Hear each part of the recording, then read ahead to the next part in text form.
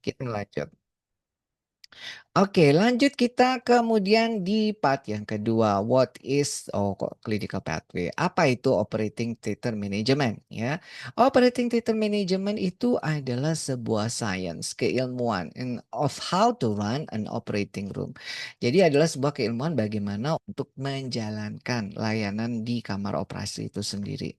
Jadi kalau misal nih saya dokter spesialis bedah, apakah secara otomatis saya tahu, paham caranya mengelola layanan kamar operasi? No, enggak, belum tentu ya.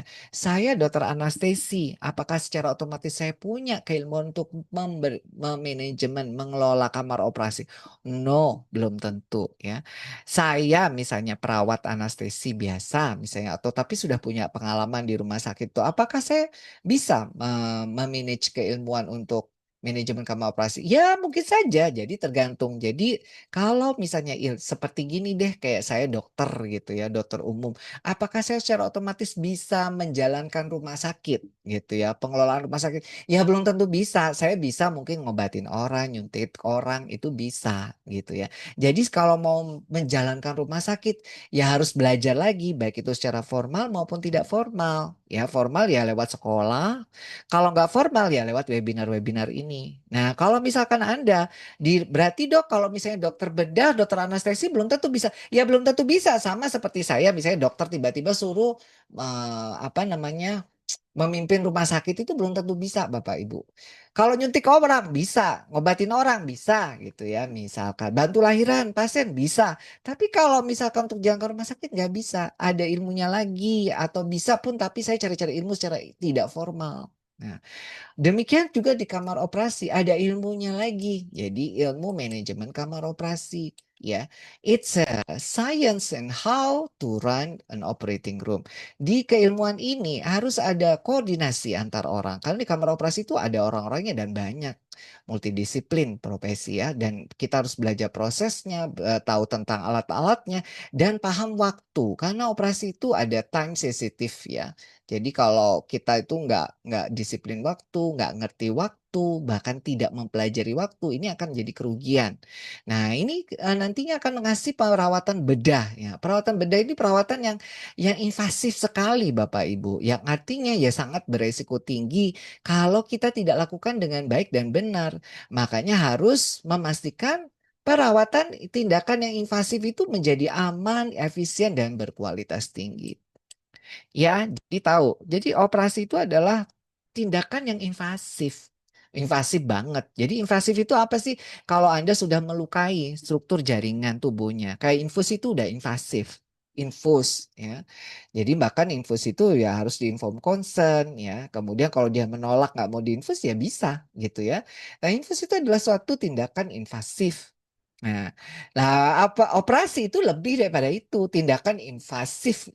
Ya sangat invasif. Nah, jadi artinya ya harus betul-betul dikelola dengan baik karena kalau tidak maka nanti justru malah tidak aman, tidak efektif, tidak efisien. Jadi tidak safety.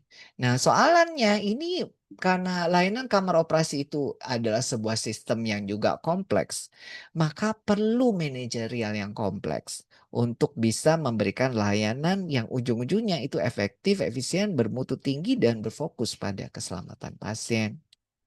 Nah, ilmu itu namanya manajemen operating theater management. Nah, dalam sebuah sistem di layanan kamar operasi itu Anda harus mengidentifikasi ya. Kalau kita mau pengelolaan baik itu kayak gimana sih? Ya harus paham resources-nya. Resources daripada apa? Daripada ya layanan operasi itu sendiri. Bagaimana Anda itu mau memberikan layanan yang bagus kalau Anda sendiri nggak paham resources-nya? Mulai dari apa? Ya mulai dari kamarnya, kemudian orangnya, stafnya, ya, kemudian juga alkesnya, obat-obatannya, dan segala macam. Ini adalah resources-nya. Mulai dari misalnya, kalau di kamar operasi bukan cuma ruangannya aja Bapak Ibu. Ada yang model hybrid, ada yang ruangan yang biasa, ada yang OK besar, ada yang OK kecil, ada yang perlu negative pressure, ada yang positive pressure untuk aliran udaranya. Kemudian ada lampu yang begini, ada yang meja operasi yang khusus begini, ada nah itu semua kita harus ngerti tentang resourcesnya. Ya, jadi nggak mungkin misalnya saya mau operasi ini, Anda nggak paham ini untuk operasi ini butuh resources apa nggak paham. Nah, jadi nggak mungkin ya. Jadi kalau misalkan kita mau mengelola kamar operasi, mulailah dari resource, termasuk resources tentang humannya. Jadi orang-orangnya. Jadi dokternya yang perlu siapa, perawatnya, anestesi dan segala macam, jumlahnya dan segala macam, ritme kerjanya itu adalah bagian daripada resourcesnya. Ya. Nah, kalau misalnya kita bicara tentang efisien, ya efisien itu sebenarnya adalah seberapa banyak resources yang Anda pakai ini. Nah, jadi ini bicara efisien. Kalau efektif itu seberapa baik Anda mengerjakannya. Mengerjakan apa? Ya mengerjakan seberapa baik, how well, efektif. Anda mengerjakan layanan kamar operasi ini efektif atau tidak. Supaya efektif, jangan coba-coba. Dok, bagaimana caranya mau supaya operasi? Misalkan ya. Disebut efektif ya. Kalau operasi SC efektif itu bagaimana ya, berbasis evidence base, urutannya bagaimana, variasinya nggak terlalu, jadi jenis benangnya berapa panjangnya, yang dijahit apa aja, tekniknya dan segala macam itu adalah efektif. Termasuk efektif apa? Cara misalnya ya mempersiapkan operasi ya. Baik itu pasiennya maupun timnya Anda, kemudian cara penjadwalannya, persiapannya dan segala macam. Itu kita cari yang berbasis evidence base supaya gampang. Jangan dipikir-pikir sendiri. Evidence base itu bukan soal tentang ya, misalkan ya, tentang teknik operasinya, tapi evidence base juga banyak literatur-literatur, penelitian-penelitian yang tentang manajerialnya. Jadi contoh ya kayak discharge planning itu manajemen banget. Tapi banyak literatur-literatur bicara tentang discharge planning, jurnal-jurnal bicara tentang discharge planning, banyak. Jadi artinya kalau kita mau sesuai evidence base, kita lihat apa tuh rekomendasinya, caranya ketemu, cobalah pakai itu. Hmm.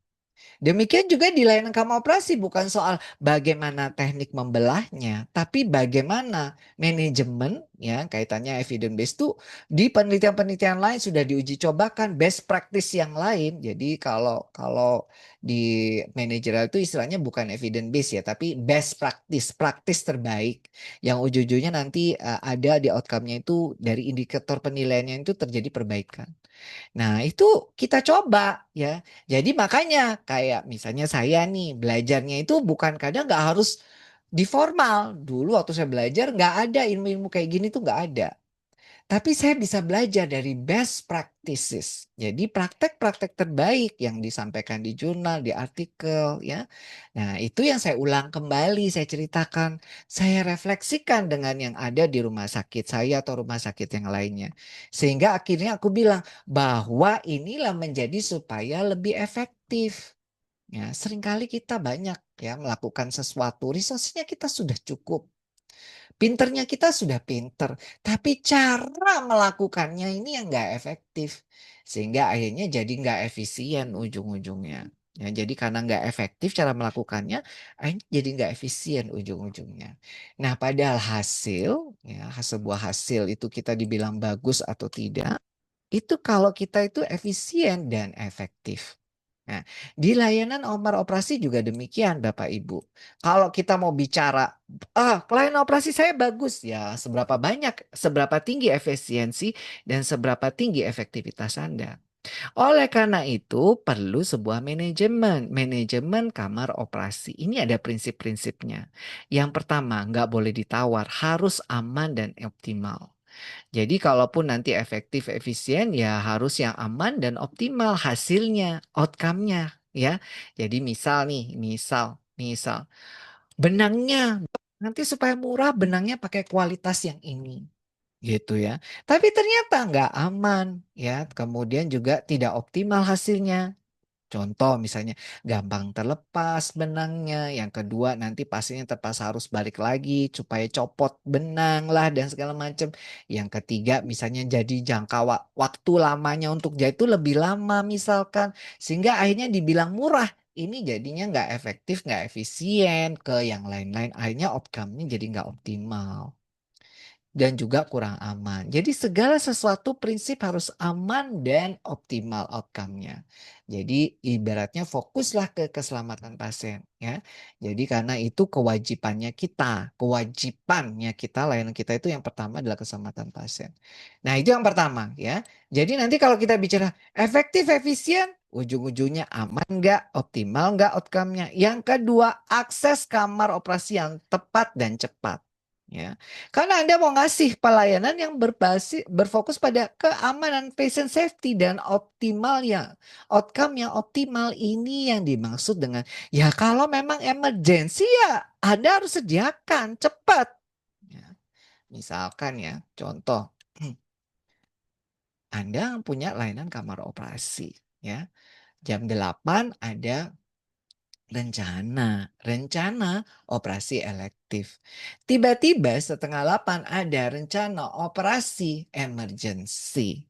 Nah, pertanyaan saya ya, apakah Anda mau tunda operasinya yang elektif, kemudian Anda kerjakan operasi emergensinya, atau Anda akan bilang, ya udah nanti operasi emergensinya menunggu operasi elektifnya selesai. Yang mana yang Anda lakukan? Tulis di kolom chat. Nih, Anda udah tahu nih nanti jam 8 ada operasi, apa, elektif loh ya. Oke, udah siap timnya gitu ya. Pasiennya juga udah dibilangin elektif. Tiba-tiba setengah 8 udah ada permintaan masuk operasi emergency yang mana kamar operasinya itu akan dipakai karena itu satu-satunya misalkan yang tersedia ya.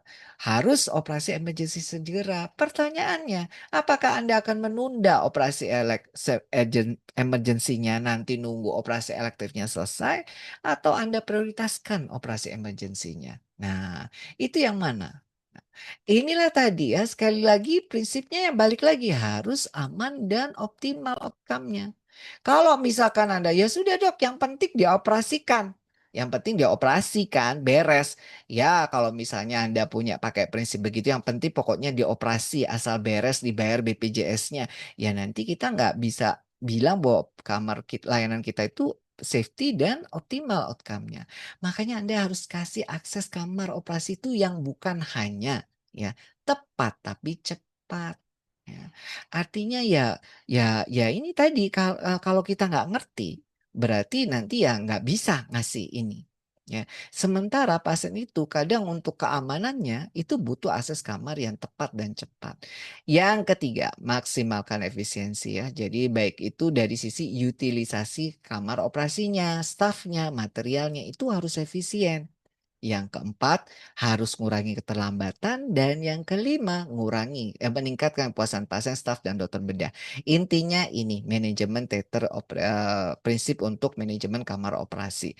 Jadi kalau misalkan Bapak Ibu mau belajar, Dok, saya belajar secara nggak formal sama Dokter Rusdi boleh? Boleh misalkan ya. Berarti ini nanti kita harus pelajarin semuanya. Nah, ya inti prinsipnya. Tetapi yang paling biasanya digaungkan di sini, maksimalkan efisiensi. Jadi keilmuan apapun ujung-ujungnya efisiensi dimaksimalkan.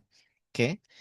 Nah, ada beberapa komponen ya untuk manajemen kamar operasi. Yang pertama ada planning and scheduling. Ini penting banget. Jadi ini kayak core-nya.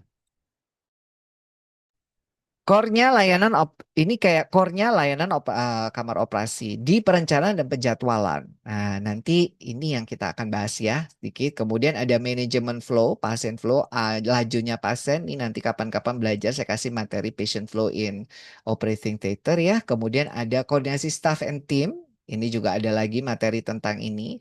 Kemudian tentang equipment and supply management ini ada lagi materinya. Ada safety system ini juga ada. Beberapa sudah saya sampaikan yang kaitannya dengan keselamatan pasien ya di layanan kamar operasi. And then ini ada lagi financial and performance monitoring. Nah, ini keilmuan yang kalau pengen ini pelajari secara informal gitu di Indonesia belum ada dok tapi belum detail ya mungkin nanti bisa ikut suatu saat ya kalau tertarik. Oke, nah ujung-ujungnya kalau kita bicara dok tadi ada ilmu-ilmu itu ya, tapi kan nggak mungkin saya pelajari semua, saya sekalian semua ya. Sekali lagi fokusnya di sini dulu, pelan-pelan belajar di sini. Apalagi saya baru tertarik dok, saya belum langsung jadi kepala kamar operasi, saya baru tertarik. Ya kalau baru idealnya, ujung-ujungnya harus bisa maksimalkan efisiensi. Jadi mau Anda pimpinan rumah sakit, mau pemimpin kamar operasi, yang penting efisiensi maksimal. Jadi seperti misalkan maksimalkan jumlah operasi dan minimalkan sumber daya yang berpengaruh terhadap biaya ya. Jadi kenapa sih kalau dimaksimalkan jumlah operasi, utilisasi kamar operasinya ditinggikan, tarifmu akan lebih murah. Tarif apa? Tarif sewa kamar operasimu itu akan lebih murah. Gitu Bapak Ibu maksudnya. Jadi nanti kalau di era nanti Ina Sibijis jadi Ina di Ajis, kemudian juga nanti udah ada rumah sakit berbasis level kompetensi dan juga ada perubahan menjadi kelas rawat inap standar yang mana itu nanti akan ada mungkin rumah sakit Anda udah mengalami penurunan jumlah TT, ya, jumlah tempat tidur Anda itu turun. Ya. Maka bagaimana caranya? Harus efisiensi difokuskan. Efisiensi difokuskan layanan kamar operasi itu utilisasinya Anda harus naik. Nah, harus naik ya. Karena apa? Itu satu-satunya cara. Jadi kalau bisa ya penjadwalan Anda itu bagus, keren gitu ya. Karena utilisasi yang tinggi itu nanti bisa nurunkan tarif. Jadi tuh tarifmu itu bisa turun otomatis. Jadi contoh gini deh. Hmm, Kayak saya nih, misalkan ya. Kalau saya sehari ini ngajar satu kali, ya ngajar satu kali ya. Misalkan ngajar satu kali, itu saya dibayar 100.000 misalkan ya. Itu akan eh, kenapa kok dibayar 100.000? Karena saya dihitungnya berdasarkan jam. Nah, jadi kalau saya dokter ngajar dibayar berapa? 100.000.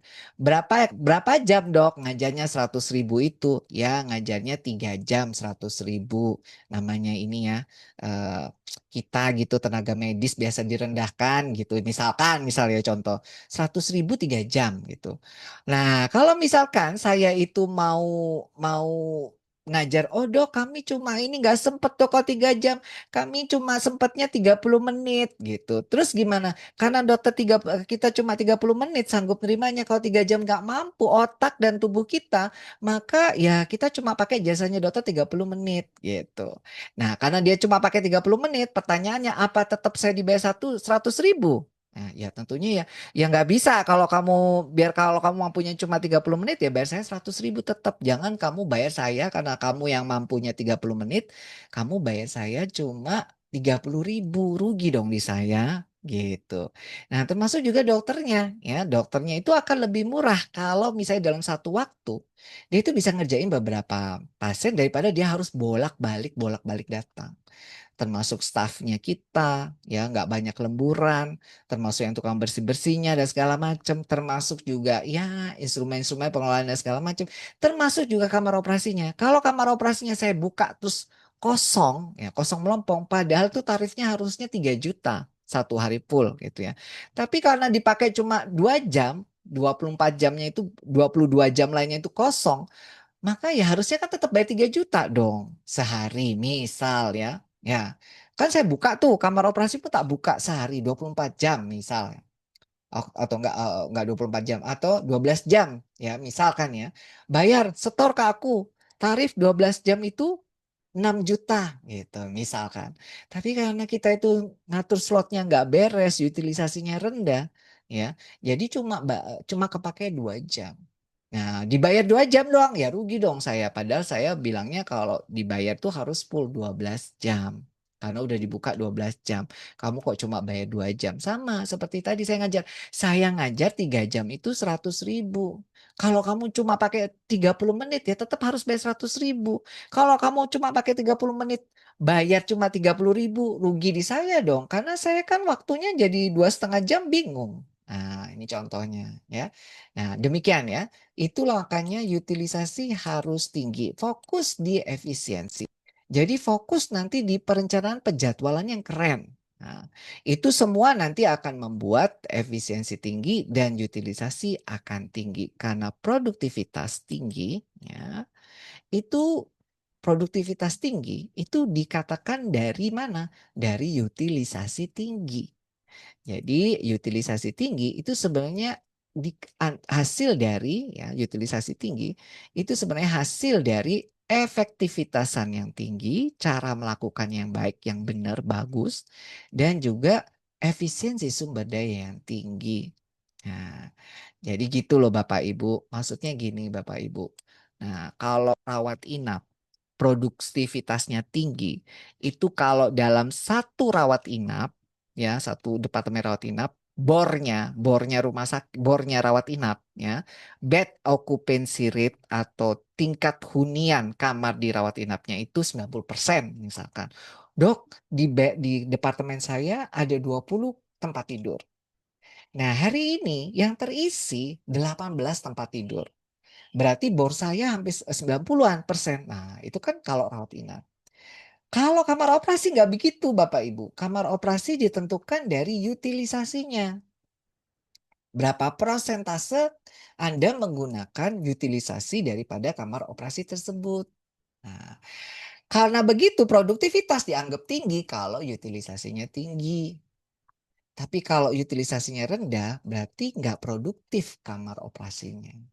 Nah, supaya tinggi utilisasi, maka harus efektif dan efisiennya itu harus tinggi. Artinya harus keren manajernya. Kalau manajernya lola, lolo gitu ya, kita nggak kolaborasi, pasti rendah. Nah, kalau misalkan tarif Anda mau bersaing karena nanti sudah distandarkan, ya, produksi yang tinggi ini menurunkan tarifnya kita. Maksudnya biaya kita itu bisa turun. Sehingga akhirnya dengan margin yang lebih sedikit kita lebih untung. Maksudnya begitu Bapak Ibu. Nah, sekali lagi utilisasi tinggi itu kalau efisiensi dan efektivitasnya tinggi. Nah, sebenarnya apa aja sih komponen yang bisa menyebabkan total biaya dari layanan kamar operasi? Ya, kalau kita bicara biayanya kamar operasi itu layanan operasi itu apa aja? Ya, satu, sewa kamar operasinya. Sekarang saya mau tanya, sewa kamar operasi ini. Kalau Anda sewanya setengah jam sama Anda sewanya 1 jam sama Anda sewanya 1,5 jam, kira-kira beda nggak harganya? Tulis di kolom chat. Tulis di kolom chat. Kira-kira beda nggak kalau Anda sewa kamar operasinya setengah jam, 1 jam, atau 1,5 jam? Beda nggak?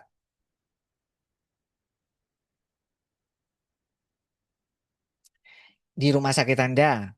Sama. Nah, padahal harusnya berbeda dong, ya harusnya kan berbeda. Makanya hitungannya apa? Bagian per menit mestinya. Janganlah kalau dokternya misalkan, oh operasi yang ini dokternya sekian, lebih mahal. Tapi kalau kamar operasi tidak dihitung berdasarkan lamanya. Nah, kalau misalnya hitungannya sama, maka ya semakin semakin ini semakin nggak fair dari sisi rumah sakitnya. Nah, itu satu ya. Jadi yang kedua, kalau begitu Dok, berarti waktu penggunaan kamar operasi ini harus betul-betul strict ya, tegas ya. Betul, harus tegas. Karena kalau enggak, ya nanti sewa kamar operasi Anda itu jadi sembarangan kira-kira.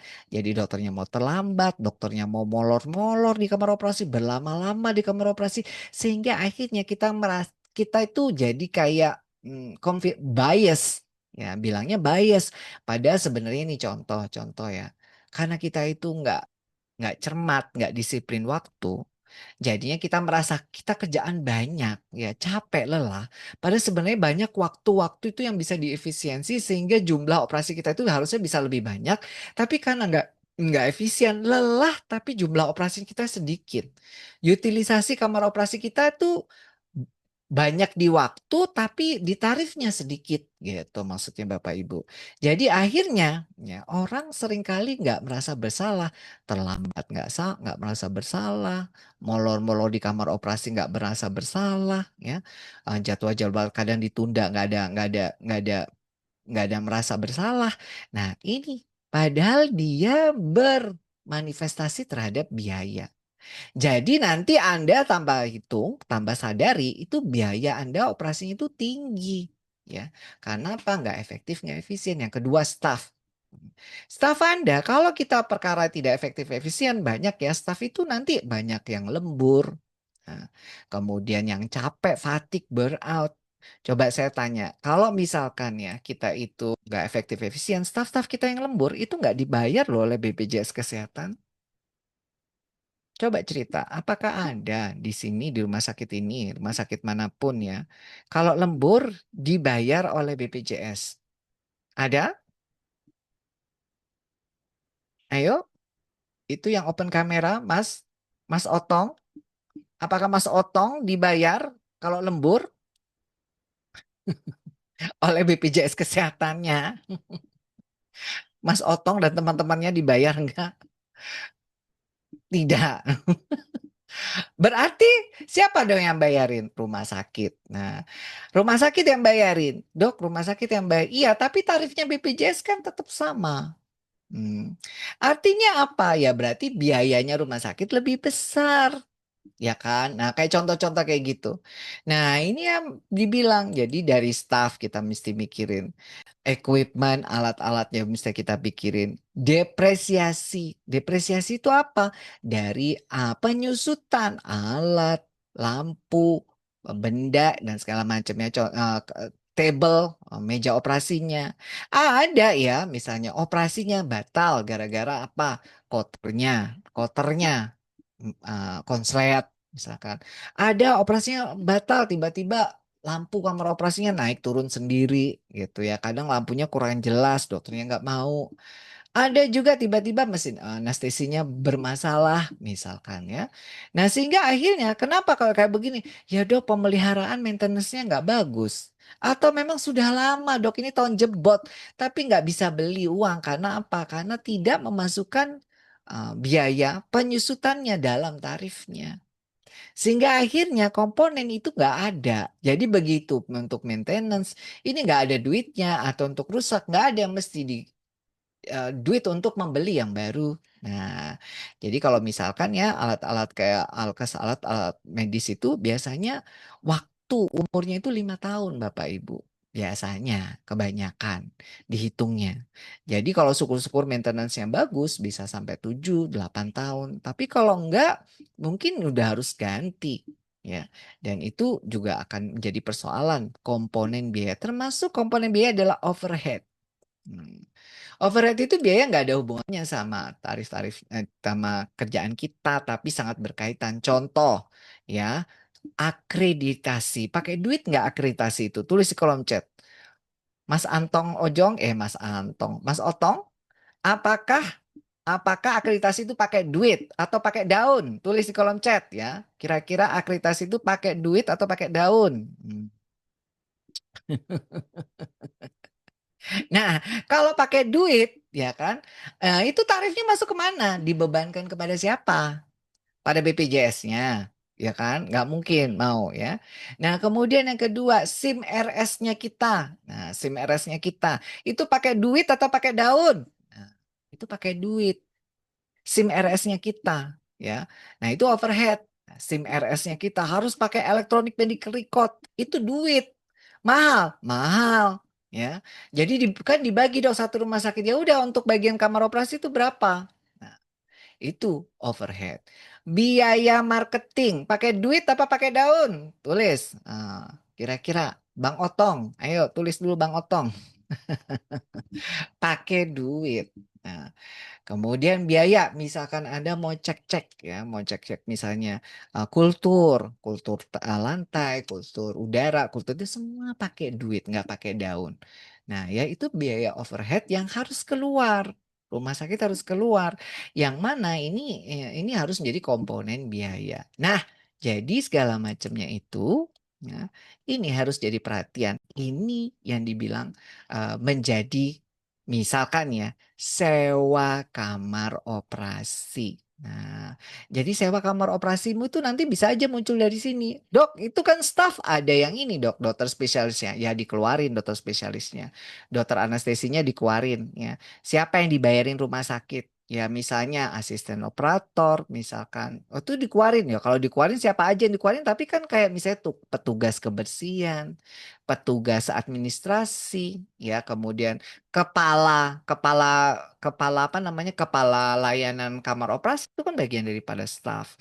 Itu masuk di situ komponennya. Jadi komponen sewa kamar operasi. Nah, ya, nah sewa kamar operasi itu nanti ya akan jadi tinggi kalau kita itu utilisasinya rendah, stafnya kita nggak efektif efisien, peralatan kita itu nggak dirawat sebagaimana mestinya, depresiasinya nggak diperhatikan, overheadnya terlalu banyak. Nah, di tahun 2018 itu ada suatu penelitian karena untuk meneliti berapa sih biaya untuk kamar operasi setiap menitnya itu sulit. Nah, tapi ada sebuah jurnal dan namanya Journal of Orthopedic Business tahun 2018 ya.